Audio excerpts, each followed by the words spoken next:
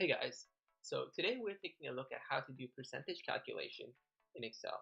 So to give the numbers some context, let's say you have invested in a bunch of stocks and these are the tickers, and this is your amount of original investment. Let's say you invested a year ago.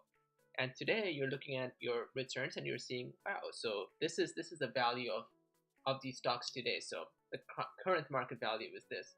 So you're trying to figure out exactly what is the return that you have made, and you want to calculate a percentage return on that.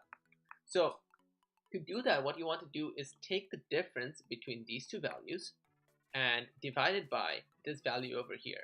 So to do that, you will go equals, that's how you start off a formula, bracket, your current market value minus the value that you had initially, the value that you had invested, close bracket, divided by your initial investment. So what you're essentially doing here is you're taking the $52, which is the difference between these two, $52 over the $200 of initial investment to figure out exactly what your return is. Hit enter, it comes up as 0.26. So to turn this into a percentage, you just click on this little icon here, and it'll show you exactly what the percentage return is. We can go ahead and do the same thing for the next one. So we'll go equals, open bracket, current value minus initial investment, close bracket, over initial investment.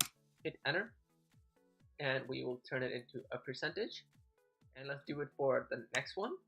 Equals, open bracket, current value minus initial value, bracket, over initial value. So instead of calculating it each time like this, you can actually automate this process.